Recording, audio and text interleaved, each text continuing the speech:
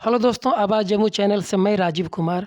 आज मैं बिहार के जम्मू ज़िला के मलयपुर गाँव में हूँ और ऐसे जगह बैठा हूँ और ऐसे शख़्स पे जिन्होंने बहुत ही मेहनत किया, जीवन में बहुत अच्छा-अच्छा काम किया। तो सबसे पहले आपको प्रणाम और धन्यवाद। अपना परिचय दीजिए। हाँ, मैं Babban Kumar Singh, flood control division Darbhanga से अवकाश प्राप्त एसडीओ हूँ और मेरी यह 4th बच्ची है, श्रुति चौहान जिसका नाम है। वो 10+2 में इंग्लिश का टीचर बनी है, जो कि एमए की है और बीएड की है।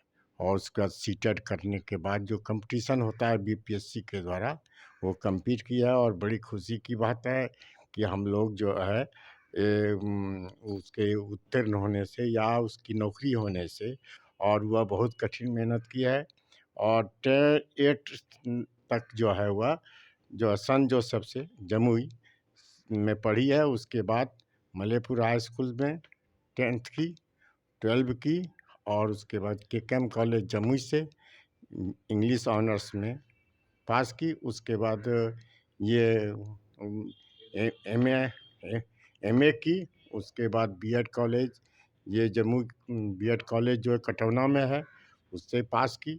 उसके बाद एक ही साल में जो है एमए का रिजल्ट आया, बीएड का रिजल्ट आया और सीटेट की। उसके बाद जो है बीपीएससी का कंपटीशन की और एक रूम में हर समय 18 घंटा मैंने एक रूम में ही बैठी रहती थी। हर समय खाना और नहाना और बस यही काम था। बाकी रूम लॉक रहता था और काफ़ी स्ट्रगल की पढ़ने में। आप खुद ऑफ़िसर से रिटायर किए हैं, तो किस पोस्ट पे थे आप? हम एसडीओ के पोस्ट पर थे, सिंचाई विभाग में, फ्लड कंट्रोल डिवीजन, बिहार सरकार में। कहाँ पे? फ्लड कंट्रोल दरभंगा से रिटायर किए हैं। तो जैसा कि इन्होंने बताया कि इनकी बच्ची गवर्नमेंट जॉब में चली गई और बहुत मेहनत की और अपने मेहनत अपने दम पे आगे बढ़ी है। तो अब मैं कहना चाहूँगा कि अगर कोई भी बच्ची आगे बढ़ती है, तो उसमें माँ का भी बहुत बड़ा रोल होता है। क्योंकि माँ इतना कुछ करती है लेकिन सबको समझ में नहीं आता है।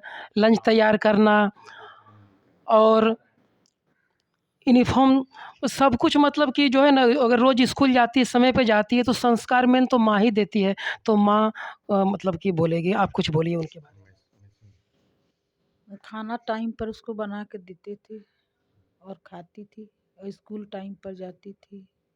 इसके अलावा उसको और कोई काम नहीं करने देती थी। बस पढ़ना और स्कूल जाना और खाना, बस इतने ही काम था, इससे ज़्यादा कुछ नहीं। देखिए, जिस तरह की सरकार भी योजना चलाती है, बेटी बचाओ बेटी पढ़ाओ, लेकिन बेटी कैसे पढ़ेगी? तो घर में क्या कहता है, काम, मतलब काम में वो नहीं फँसाइए बेटी को। जो सारा काम मतलब कि खुद कीजिए और सिर्फ़ बोलिए कि आप पढ़ो। आपको पढ़ने के लिए ये समय फिर दोबारा नहीं मिलेगा। और इन्होंने आज जिनके घर में हम हैं, वो बच्ची जो आगे बढ़ी है, गवर्नमेंट जॉब में गई है, तो माँ ने क्या किया, घर में कोई काम में नहीं समय बर्बाद कराया। बोले तुम पढ़ो, घर के लिए हम हैं, और वो अपना आज जगह पे चल गए। तो एक बात और कहना चाह रहा हूँ कि मैं अपने लड़के का सेंट जोसेफ में जब नाम लिखाया है, तो बच्ची बोली कि हम लड़की है इसलिए हम नहीं लिखा पाता, लेकिन उसके बावजूद भी उसको एडमिशन कराया। यानी लड़के लड़की में कोई भेदभाव नहीं किया, जिसका परिणाम है कि आज वो 10+2 का टीचर है। धन्यवाद। क्या नाम है उनका? श्रुति चौहान है।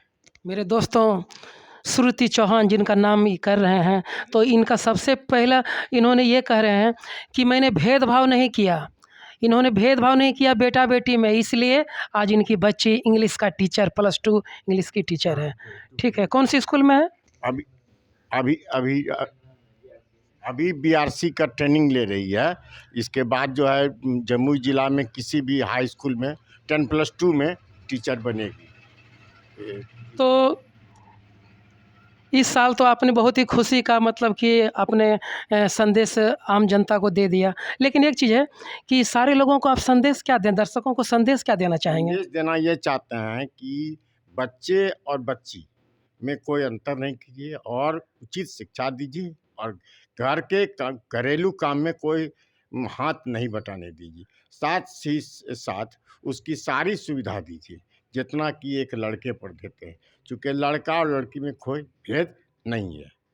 इसलिए आप लोगों को और एक चीज़ और बताना चाहते हैं कि लड़के से लड़की की नौकरी जल्दी होती है, और लड़के में जितना खर्च करते हैं, अगर कुछ कम परसेंट भी हो फिर भी लड़की को पढ़ाने के पड़।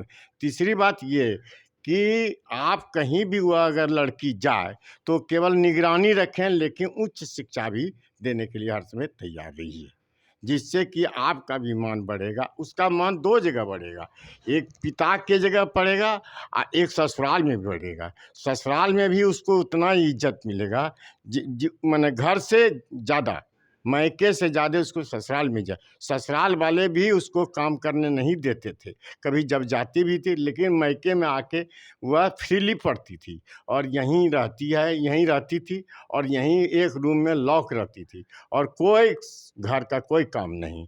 जहाँ जाना होता था वहाँ चली जाती थी, मोटरसाइकिल से अपना चली जाती थी, फिर पढ़ना शुरू करती थी।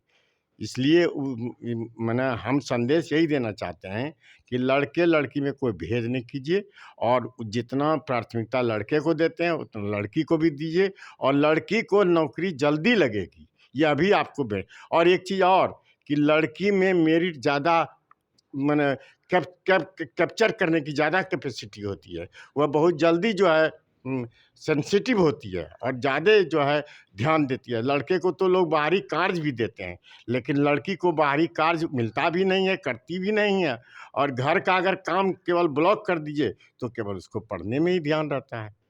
धन्यवाद। कल नया साल आने वाला है, और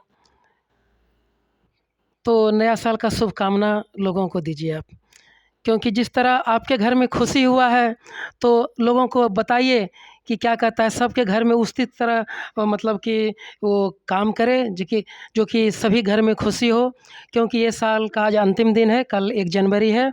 और सबसे प्लस पॉइंट इन्होंने क्या कहा है कि बेटे बेटी में अंतर नहीं रखना है, और घरेलू काम में भी समय बर्बाद नहीं करना है। और नए साल का आप सबको नए वर्ष 2025 का सभी को मुबारक, 24 का मुबारक। और ये कहना चाह रहे हैं कि अभी जिस अपने प्रियजनों को यह संदेशा मिला, सभी आदमी धन्यवाद देने के लिए घर में आए, जिससे कि यह बहुत खुशी का माहौल हुआ, और कम से कम सब ने टी पार्टी तुरंत जैसे जैसे आए सबको चाय बिस्कुट खिलाया गया, और एक सबका मांग है कि नहीं एक पार्टी दीजिए, और देंगे भी, और ये जब उसका प्रथम वेतन मिलेगा तो एक पार्टी देंगे। मेरे दोस्तों जैसे कि बात कर रहे थे, इनकी आंखों में खुशी का आंसू, और वो खुशी का आंसू मैं सबकी आंखों में देखना चाहता हूँ, क्योंकि इन्होंने बेटी बेटी में अंतर नहीं रखा। और जैसे कि किसी घर में बच्ची होती है तो बहुत जो शोक में चला जाता है, शोक में ना जाएं, आप खुशियाँ मनाएं। और जैसे ये खुशियाँ मना रहे हैं अभी भी, जितना ये खुश हैं शायद ही कोई खुश होगा। और सबसे बड़ी बात क्या है, आप दहेज के लिए पैसे इंतजाम करते हैं, ठीक है, लेकिन मेन दहेज क्या होता है, पढ़ा लिखा के गवर्नमेंट जॉब में भेज दीजिए, सबसे बड़ा दहेज यही होता है। सबसे बड़ी बात यह है कि जिस दिन ये न्यूज आया उस दिन खुशी से रात में नींद नहीं लगा।